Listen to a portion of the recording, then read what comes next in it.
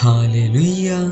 स्वागत है आप सबका मेरी भविष्यवाणियों की पुस्तक में। तो आइए हम आज के पवित्र वचन को पढ़ेंगे जो कि परमेश्वर के दास प्रेरित अंकुर यूसुफ नरुला जी के द्वारा लिखा गया है। अपने विवेक को जीवित रखें, जैसा कि उत्पत्ति की पुस्तक अध्याय 39 उसकी 8 और 9 आयत में लिखा है।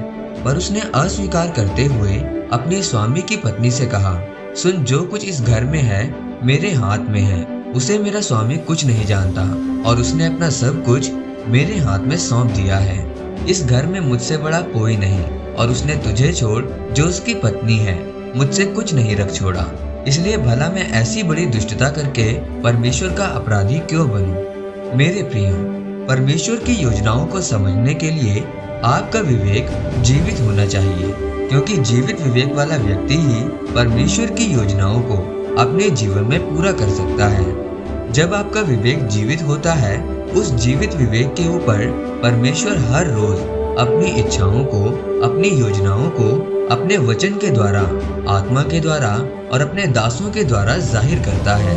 बाइबल बताती है कि यूसुफ के समय पर कोई भी व्यवस्था या परमेश्वर का वचन नहीं था, पर उसका विवेक जीवित था।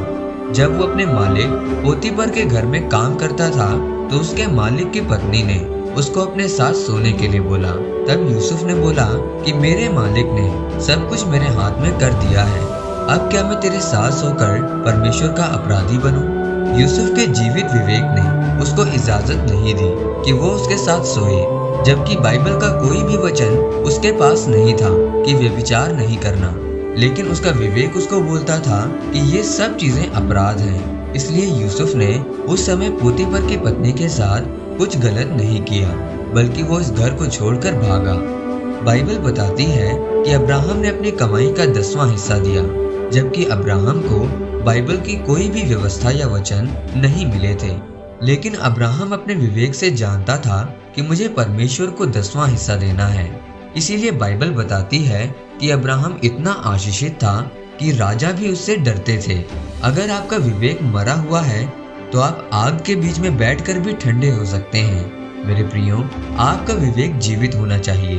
अगर आपका विवेक मरा हुआ है तो परमेश्वर अपनी योजनाओं को आपके ऊपर कभी जाहिर नहीं करेगा।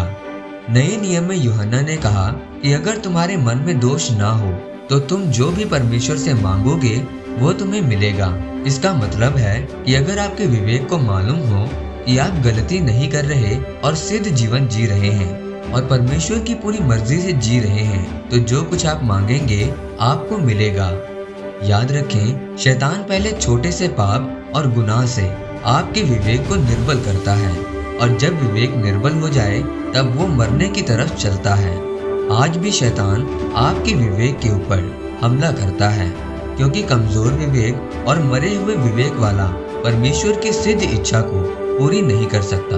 इसलिए आपने शैतान की बातों पर ध्यान नहीं देना और अपने विवेक को जीवित रखना है। इसीलिए मेरे प्रियो, अपने विवेक को जीवित रखें, और अगर आपका विवेक आपको किसी भी काम में दोषी पाए तो वो काम आप कभी मत करें, ताकि परमेश्वर अपनी योजनाओं को आपके ऊपर जाहिर कर सके। इस वचन के द्वारा परमेश्वर आपको आशीषित करे।